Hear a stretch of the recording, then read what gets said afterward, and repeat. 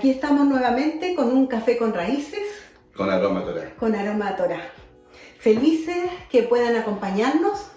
Y bueno, estamos ahora viendo la última liyá, la liyá número 7 de la Parashá. Mishpatim. ¿Y qué significa la Parashá Mishpatim? Significa, y estas son las ordenanzas. ¿ya? Y estas son las ordenanzas. Que son los mandamientos, en otras palabras, ¿cierto? Son aquellos mandamientos que tienen un sentido lógico. Y social. Y social, ¿cierto? Ya estamos en la última Parashá y es la que vamos a compartir con ustedes, que está en Éxodo. La última liyá. Perdón, liyá, ¿cierto? Que está en Éxodo capítulo 24, del 1 al versículo 18. ¿Ya? Bien. Así que... ¿Qué te parece si oramos primero? Ok, oremos. Oremos. Dios eterno, Dios de Abraham, de Isaac y de Jacob, a ti te adoramos, a ti te exaltamos. Y en esta hora, Señor, queremos pedir que tú nos ayudes para poder comprender tu palabra, Señor, que se le pueda dar la correcta interpretación según la luz de tu verdad. Bendice a cada persona que nos acompaña día a día, Señor, en estas porciones diarias. Ayúdanos, Señor, a difundir tu palabra cada día, que nuestros labios no paren y no se cansen de decir que tú eres real. En el nombre de Yeshua. Amén. Amén. Amén. La porción de hoy se encuentra en Éxodos. Bueno, la porción de este día, del último día, está en Éxodo capítulo 23, versículo 26 al capítulo 24, versículo 18. Y dice así, vamos a leer, ¿cierto? Básicamente vamos a ver del capítulo 24:1. Sí. Les invitamos a que puedan leer la porción completa, Sí. pero por tiempo vamos a dedicarnos a esta parte que es muy importante de entender, ¿verdad? Exactamente. ¿Ya? 24.1 dice, y dijo Yahweh a Moisés, sube ante Yahweh tú y Aarón, Nadab y Abiú, y 70 de los ancianos de Israel, y os inclinaréis desde lejos. Y Moisés solo se acercaba a Yahweh, y ellos no se acercaban ni subía el pueblo con él. Y Moisés vino y contó al pueblo todas las palabras de Yahweh y todas las leyes, y todo el pueblo respondió a una voz y dijo, haremos todas las palabras que Yahweh ha dicho. Aquí una vez más vemos que el pueblo se compromete, ¿cierto?, a poder hacer todas las palabras que escuchaban de Moisés. Exactamente. Si nosotros, ¿cierto?, nos vamos a la vez anterior cuando dijeron las mismas palabras, ¿cierto? El pueblo dijo que haremos todo lo que se nos dijese, ahí no había nada. Era un papel en blanco nuestras palabras. Acá no, acá ya estaba, ¿cierto? Moisés le estaba contando al pueblo de lo que Dios, ¿cierto?, le había estado entregando. De las ¿ya? 10 palabras más las leyes. Exactamente. Y el pueblo ratifica una y otra vez que van a hacer lo que Dios les está pidiendo. Y pensemos en esto, ¿cierto? Muchas veces nosotros, en nuestra vida, ya teniendo la palabra, ¿cierto?, no la hacemos. ¿Y ¿ya? cuántas veces nos hemos comprometido? ¿Y cuántas veces nos hemos comprometido? Ahora sí que lo voy a hacer. Vamos a estudiar, ¿cierto? Vamos a escuchar, vamos a guardar los mandamientos. Acá se trataba de guardar los mandamientos, los mishpatim. ¿Ya? Entonces, podríamos ver, ¿cierto?, que muchas veces pasa lo mismo con nosotros. Nosotros por flojera, por, ¿cierto?, ser dejado, ya por decirle que no tenemos tiempo, por muchas cosas, ¿cierto?, no estudiamos y no guardamos esto. Deberíamos ser como ese pueblo, ¿ya? ¿Cierto? Y todo lo que tú nos dijeres, Yahweh, eso haremos. ¿Ya? Porque todo lo que Dios ha hecho ha sido bueno para nosotros. Exactamente. ¿Ya? Y dice después en el versículo 4, dice, Moisés escribió todas las palabras de Yahweh y levantándose de mañana edificó un altar al pie del monte y 12 columnas según las 12 tribus de Israel. ¿Ya? Acá dice que Moisés se levantó de mañana. De mañana. Pobre Moisés, tuvo que escribir y escribir muchas instrucciones que Dios le estaba entregando. Y dice que edificó un altar con 12 columnas. Yo busqué la palabra en hebreo que se tradujo como columnas y es la palabra matseseba, que quiere decir piedra memorial. Entonces Moisés tomó una piedra por cada tribu, las ordenó y sobre esas piedras, ¿verdad?, él realizó un altar. ¿Ya? Y acá vemos nuevamente ratificado cómo, ¿cierto?, las 12 tribus tienen una importancia dentro de lo que es la palabra del Eterno. ¿cierto? Desde Génesis y Apocalipsis. La vida se trata de un pueblo que está conformado por 12 tribus. Y cuando venga Yeshua como rey, va a venir a buscar a un pueblo con 12 tribus. ¿Ya? No hay 13 y no hay 11. Hay ¿ya? 12. 12 tribus. Ya. 24:5 dice, y envió jóvenes de los hijos de Israel, los cuales ofrecieron holocaustos y becerros como sacrificio de paz a Yahweh. Y Moisés tomó la mitad de la sangre y la puso en tazones y esparció la otra mitad de la sangre sobre el altar. Algo importante de destacar es que estas leyes Moisés se las entregó, como bien decíamos recién, ¿cierto?, a las 12 tribus. No a una, no a la tribu de Judá. Porque muchos dicen, no, estas leyes son para los judíos. No, ahí en el monte Sinaí estaban los judíos, pero también estaba la tribu de Dan, la tribu de Gad, estaba la tribu de Neftalí, estaban todas las tribus ahí, las 12 tribus. Y bueno, como leíamos recién, ¿cierto? Dice que envió a jóvenes de los hijos de Israel para ofrecer este holocausto. Ahí investigué un poquito y dice que estos jóvenes eran adolescentes, eran como chiquillos puros, niños chicos, no eran jóvenes muy adultos.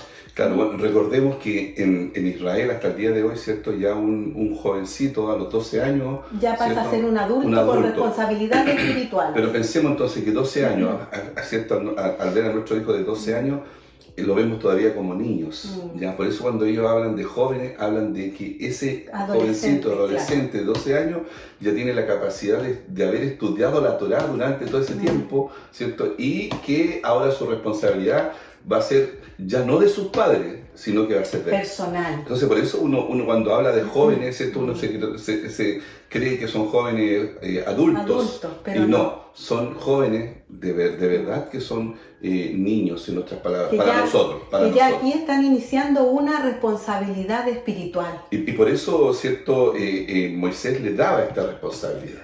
¿Ya? Nosotros que hemos estado en Israel, ¿cierto?, podemos ver jóvenes, muchachos de 17, 18 años, ya portando un arma en vía pública. ¿Ya? Y podemos ver la responsabilidad que tienen estos muchachos, ¿cierto?, de utilizar un armamento en vía pública, donde no solamente hay militares, sino que hay muchos civiles, ¿ya? Pero ellos tienen esa capacidad, ¿cierto?, porque fue traspasada desde, ¿cierto?, Abraham, Isaac, Jacob, ¿ya? O sea, tienen 3.500 años de historia que de alguna forma, ¿cierto?, avala esta madurez que tienen estos muchachos.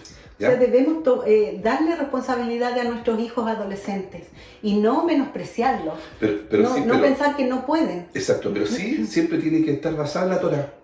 Con la enseñanza de la Torá. Porque le podemos dar responsabilidades, pero si no está basada en la Torá, ¿cierto?, es la palabra del Eterno, de verdad que es un poco más complicado, más complejo, porque lo que pasa es que en la Torá, así como hemos estado estudiando durante toda esta semana, ¿cierto?, que ya empezamos a ver las leyes y vemos cómo, ¿cierto?, se hacen responsables desde niños frente a, ¿cierto?, a ser un buen hombre, a pagar lo que corresponde, a no pelear, ¿cierto?, a retribuir si daña la propiedad privada, si daña a otra persona. O sea, todo eso está en la Torá y eso no es para la persona adulta, sino que eso lo ven los niños de chiquititos, o sea, con sus padres cuando celebran el Shabbat. Aprendiendo, cada Shabbat. Claro, por eso el Shabbat es bueno, porque allí ¿cierto?, es entregada esta palabra.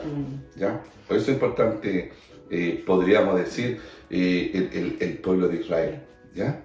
Bueno, y aquí vemos que Moisés, ¿cierto?, relata acá que tomó la mitad de la sangre de este sacrificio que hicieron estos jóvenes, estos adolescentes, tomó la sangre y la dividió en 2 tazones. Exacto. Una de esas mitad él la derramó sobre este altar que estaba hecho con las 12 tribus. Y esto tiene igual una implicancia profética, porque derramó esta sangre de este pacto, porque lo que vemos acá, todo esto nos habla de un pacto. Entonces tomó la mitad de la sangre del pacto y la derramó sobre lo que estaba representando a las 12 tribus. Exactamente. Esto nos habla también de lo que más adelante vamos a ver en la fiesta de Yom Kippur. Exactamente. Esto es algo muy similar, donde el sumo sacerdote para expiar los pecados del pueblo, entraba una vez al año al lugar santísimo y tomaba parte de la sangre del sacrificio y la derramaba sobre el altar del arca. Correcto, ¿ya? Y dice, y tomó el libro del pacto y lo leyó a oídos del pueblo, el cual dijo, haremos todas las cosas que Yahweh ha dicho y obedeceremos. ¿Cuál es ese libro del pacto? Esa es la pregunta clave. ¿Cuál es ese libro del pacto? Podemos ver, ¿cierto?, que ese libro del pacto es lo que Moisés está escribiendo a medida que Dios le está diciendo sobre las leyes, sobre las ordenanzas y sobre los preceptos, ¿verdad? Que estamos viendo la formación del libro de Shemot, o las palabras, lo que nosotros conocemos como el libro del Éxodo. Del Éxodo. Sí, nosotros siempre pensamos el libro de Éxodo, las 10 plagas y todo lo que pasó, pero el libro de Éxodo es más allá. Aquí empieza a marcarse con firmeza las leyes, exactamente, a quedar por escrita. Por eso cuando nosotros hablemos de Éxodo ya no hablemos solamente de lo que hizo Dios a Egipto, sino de lo que Dios hizo con su pueblo Israel. ¿Ya? Y dice, tomó el libro de pacto y lo leyó a oídos del pueblo, ¿ya? Entonces, cuán importante es que nosotros, ¿cierto?, podamos leer este libro del pacto desde el punto de vista, ¿cierto?, de las leyes. Porque dice, ¿cierto?, como dice Jeremías, yo ya no haré un pacto, ¿cierto?, como lo hice con tus padres, que lo escribí en piedra, sino que haré un nuevo pacto con la casa de Israel y con la casa de Judá, ¿cierto?, y serán escritas en el corazón. En la mente, ¿ya?, y en el corazón. ¿Y qué dijo el pueblo? Que iba a obedecer todas estas palabras, ¿verdad? Todo lo que estaba escrito en este libro que se estaba formando ahí. ¿Ya? En el versículo 8 dice, entonces Moisés tomó la sangre y roció sobre el pueblo y dijo, he aquí la sangre del pacto que Yahweh ha hecho con vosotros sobre todas estas cosas. Aquí vemos la otra mitad, el otro pocillo, ¿cierto?, correcto, en el cual depositó la sangre, y ahora esta sangre fue esparcida sobre todo el pueblo. ¿Cuánta sangre habrá tenido Moisés? Porque era un pueblo numeroso. Y acá dice que fue esparcido sobre todo el pueblo, ¿verdad? Aquí estamos frente a un primer pacto que se llevó a cabo en el monte Sinaí, ¿verdad? Claro. Este pacto lo que estamos estudiando. Moisés deja claro que esa sangre que él esparció en todo el pueblo, ¿cierto?, y los compromete a ser fiel a ese pacto. Correcto. Y el pueblo dijo, sí, lo haremos. Sí, y nos recuerda un poco, ¿cierto?, a Abraham.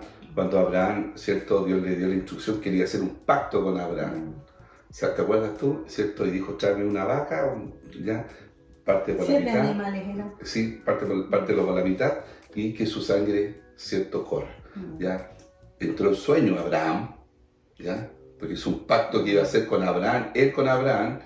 Entró el sueño Abraham y pasó solamente él. ¿Qué significa eso? Que ese pacto es irrevocable, es un pacto unilateral. Solamente el Eterno pasó confirmando el pacto. Exacto. Y solamente el Eterno se compromete a cumplir lo que se estableció en ese pacto. Exactamente. ¿Ya? Sí, ese pacto que hizo con Abraham, ¿cierto?, fue que lo iba a multiplicar, sí, como las estrellas de los cielos y la arena del mar, ¿verdad? Bueno. Y aquí, bueno, aquí el pueblo sí se está comprometiendo a cumplir el pacto, ¿verdad? Si viajáramos en el tiempo, ¿cierto?, a ver el pacto renovado, en Mateo 26-28 dice, porque esto es mi sangre del nuevo pacto, que por muchos es derramado para remisión de los pecados. Nos liberta, ¿cierto?, del castigo de la muerte. Correcto. Y en Marcos 14:24 dice, y les dijo, esto es mi sangre del nuevo pacto que por muchos es derramado. Así como en el monte Sinaí había una multitud de pueblos, ¿cierto?, donde esta sangre fue derramada, después vemos acá a Yeshua que él está profetizando que su sangre va a ser derramada por muchos. Vamos a ver lo que dice en Hebreos 9:18-22. Lo tengo por aquí. Hebreos 9 del 18 al 22 dice, de donde ni aún el primer pacto fue instituido sin sangre. Aquí está hablando, ¿cierto?, de este primer pacto que estamos hablando hoy en el monte Sinaí. Este pacto fue hecho también con sangre, ¿ya? El 19 dice, porque habiendo anunciado Moisés todos los mandamientos de la ley y a todo el pueblo, tomó la sangre de los becerros y de los machos cabríos con agua, lana, escarlata e hisopo, y roció el mismo libro también a todo el pueblo, con la sangre, los roció a ellos y roció el libro, diciendo, esta es la sangre del pacto que Dios os ha mandado. Y además de esto, roció también con la sangre el tabernáculo y todos los vasos del ministerio. Y casi todo es purificado según la ley con sangre, y sin derramamiento de sangre no se hace remisión de pecados. Aquí vemos, ¿cierto?, que más adelante, cuando ya se forme el templo, van a repetir este mismo, digamos, sacrificio y van a rociar hasta los instrumentos del templo.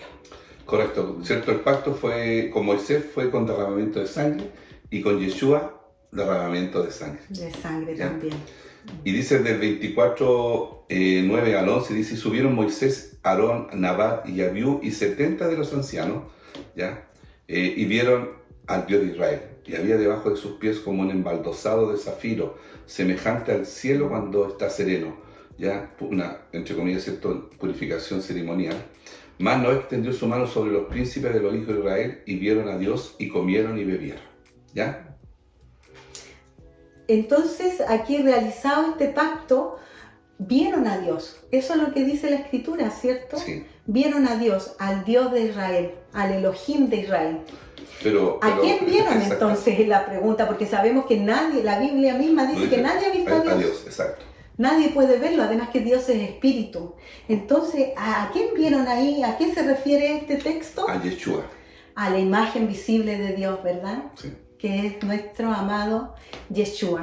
Es interesante ver lo que dice el profeta Ezequiel. En Ezequiel 1, del 26 al 28 dice, y sobre la expansión que había sobre su cabeza se veía la figura de un trono que parecía de piedra de zafiro. Y sobre la figura del trono había una semejanza que parecía de hombre sentado sobre él. Y vi apariencia como de bronce, refulgente, como apariencia de fuego dentro de ella alrededor, desde el aspecto de sus lomos para arriba y desde sus lomos para abajo. Y vi que parecía como fuego y que tenía resplandor alrededor, como parece el arco iris que está en las nubes el día que llueve. Así era el parecer de resplandor alrededor. Aquí vemos, ¿cierto?, lo que escribió Ezequiel es absolutamente muy parecido a lo que nos relata en Éxodo 24. Exacto. Vieron el trono del Eterno. Exacto. Y allí vieron a Yeshua. A Yeshua, a una imagen semejante a un hombre, Sí. que es la imagen visible de Dios. Exacto. Tiene que haber sido un momento muy especial. ¿Ya? Un privilegio haber visto eso. Exactamente, ¿ya? Y celebraron con comida y bebida, ¿cierto? Como se celebra en el Nuevo Pacto. ¿Ya? Exacto. También esto nos recuerda un poco, ¿cierto?, la visión que tuvo Juan, ¿cierto?, en Apocalipsis, ¿ya? Que él vio el trono de la Biblia como un mar de cristal, ¿cierto? Entonces, podemos ver que la presencia de Dios la atrae al hombre cuando, ¿cierto?, quiere comunicar algo especial al hombre, ¿cierto? Lo podemos ver acá en Moisés, lo podemos ver en Ezequiel, lo podemos ver en Juan, ¿ya? Sí. Su presencia, su Shekinah, ¿cómo se llama? Su gloria. Su gloria, ¿ya? Sí, vemos cómo Jesús compartió con sus discípulos Correcto. Pan y vino, ¿verdad? Y en la misma imagen que tuvieron ahí en el monte, que dice que comieron y bebieron, porque es importante destacar que en el Medio Oriente, cada vez que se hacía un pacto, esto se sellaba con comida. Con comida. Y así lo vemos que está relatado aquí, así lo hizo Jesús con sus discípulos, ¿verdad?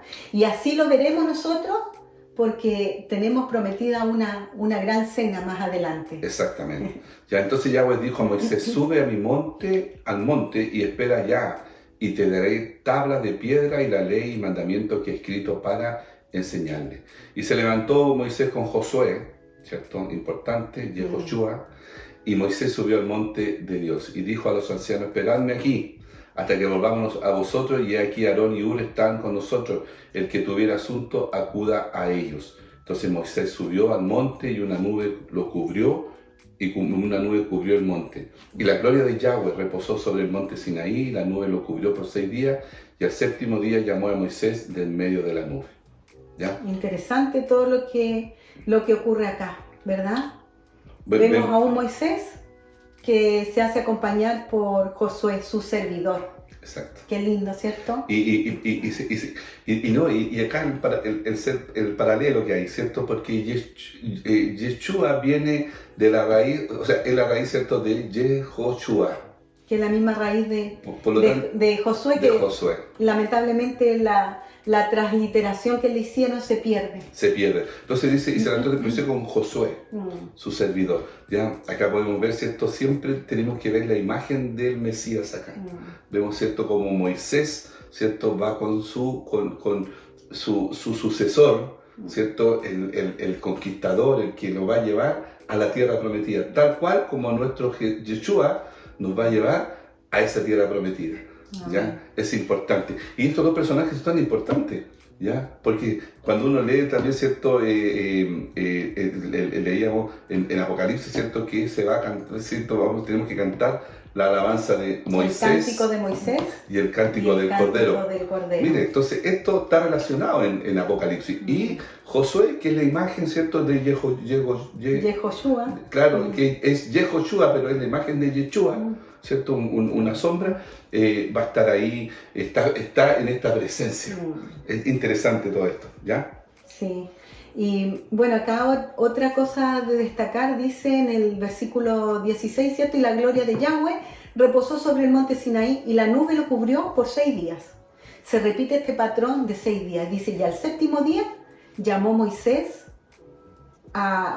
Dios llamó a Moisés que entrara en medio de esta nube. El patrón de 6 más 1. Esto nos habla, 6 días Dios creó, un día reposó. La humanidad tiene 6 días o 6.000 años y viene el séptimo año que va a ser el milenio donde reinará nuestro amado Yeshua, que viene como rey a reinar. Exactamente. Y la apariencia de la gloria de Yahweh era como un fuego abrasador en la cumbre del monte, a los ojos de los hijos de Israel. Y entró Moisés en medio de la nube y subió al monte 40 días y 40 noches. Aquí el pueblo vio a Moisés entrar dentro de esta nube espesa, Exacto. ¿verdad? Y estuvo allí por 40 días y 40 noches. Esto nos conecta con nuestro Yeshua también. Que él se separó al desierto 40 días y 40 noches. Siempre los números tienen algo importante que decirnos, ¿verdad? Moisés entró solo a la nube, ¿verdad? ¿Y Josué? Josué esperó en el camino. ¿Ya? Y Aarón y sus hijos y los ancianos estaban abajo, ¿cierto? Para atender cualquier situación en el monte. del pueblo. ¿Ya? Esto nos habla de que hay diferentes grados de acercamiento al Elohim de Israel, ¿verdad? Con estos personajes. Yehoshua, para que nos acostumbremos con su nombre de Josué, ¿verdad? Es una sombra de nuestro Mesías. Los sacerdotes están en el lugar santo y el pueblo está en el atrio, porque todo lo que tiene que ver con el tabernáculo que Dios después le muestra a Moisés, todo eso nos habla de la relación de Dios con cada uno de nosotros. Exactamente. Y aquí vemos que hay 3 niveles de acercamiento al Padre. Los que están en el atrio, los que pueden entrar al lugar santo y los que pueden entrar al lugar santísimo. Y nosotros tenemos, ¿cierto?, a nuestro Yeshua, que dice que es sacerdote en el orden de Melquisedec. Exacto. Y él está en este minuto, ¿cierto?, haciendo esta labor de sumo sacerdote en el cielo, ¿verdad? Correcto. Porque él es sacerdote para siempre, bajo la orden de Melquisedec. Exacto. Entonces vemos 40 años en el desierto, 40 días y 40 noches, ¿verdad? Moisés estuvo 40 días y 40 noches y nuestro Mesías estuvo en el desierto 40 días y 40 noches. El pueblo en el Sinaí es igual al pueblo que estuvo en el monte de las bienaventuranzas, ¿verdad? En ese lugar Jesús mostró, enseñó, explicó la Torá. Aquí vemos a un Moisés que está explicándole al pueblo lo que Dios le está diciendo, ¿verdad?, con respecto a los mandamientos, a las leyes. Y por otro lado tenemos a nuestro Yeshua, nuestro Mesías, en el monte de las bienaventuranzas, y dándole una interpretación a estas leyes, enseñándole al pueblo cómo llevar a cabo estas leyes. Correcto. Estamos viendo entonces entrelazarse entre el pacto en el monte Sinaí con el pacto renovado a través de Yeshua, que en definitiva es el mismo pacto, ¿verdad? Exactamente. Solamente que en Yeshua fue renovado. Y en esta parachá de Mishpatim, ¿cierto? Hay 53 mandamientos. De los 613. De los 613. Y lo voy a leer, ¿cierto?, así en forma bien calmada. Dice la ley sobre el siervo hebreo, que está en Éxodo 21:2. El precepto de designar para el matrimonio a la sierva hebrea. El precepto de redimir a la sierva hebrea. Prohibición de vender a una sierva hebrea.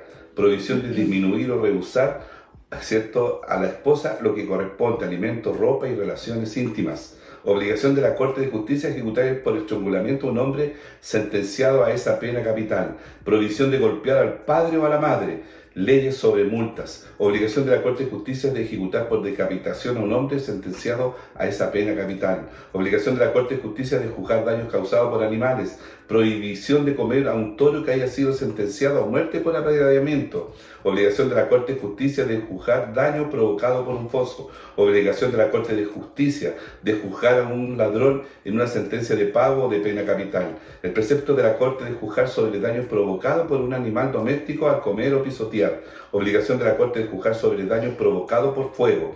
Obligación de la Corte de juzgar casos relacionados con un guarda no pagado. Obligación de la Corte de juzgar el caso de un demandante y un defensor. Obligación de la Corte de juzgar casos relacionados con una guarda pagado o un arrendador. Obligación de la Corte de juzgar casos relacionados con un hombre que pide prestado algo para usarlo. Obligación de la Corte de juzgar casos relacionados con un seductor.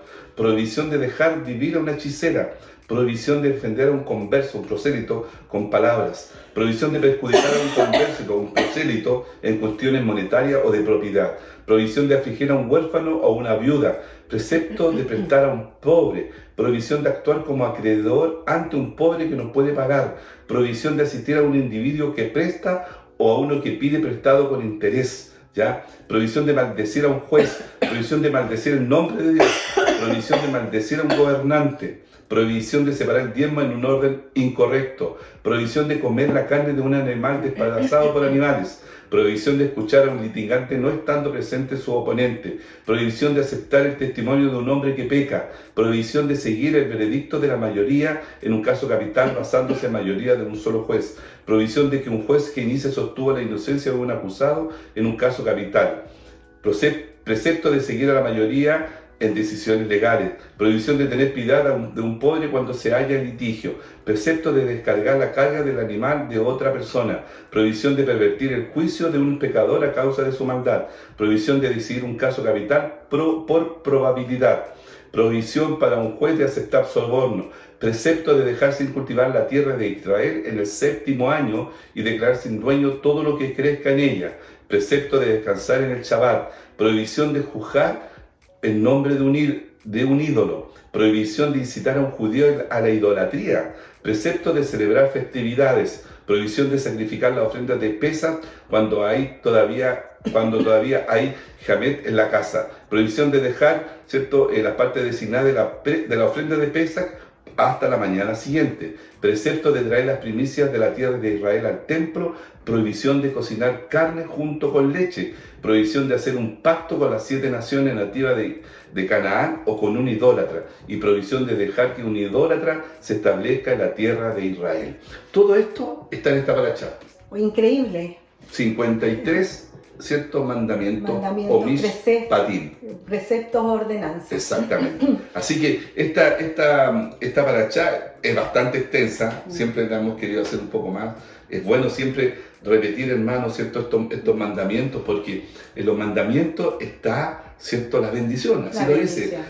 Y no son difíciles de cumplir, si lo pueden estudiar con calma, van a ver que no hay mandamientos que sean imposibles. De estos solamente son como para regir nuestro comportamiento en la sociedad. Y muchos de eso Lo cumplimos sin darnos cuenta. Y están dentro de las leyes que hay en los países. Claro. ¿Ya? Así que ha sido muy interesante. Mañana comenzamos una nueva paracha.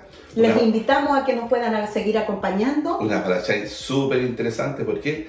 Porque el Señor establece un lugar físico, aunque Él no lo necesita, ¿cierto?, para poder Él establecerse, que es el tabernáculo. Wow. Súper interesante. Temazo. Así que lo esperamos mañana para que nos sigan nuevamente, ¿cierto?, con un café, con raíces, con aroma a Torá.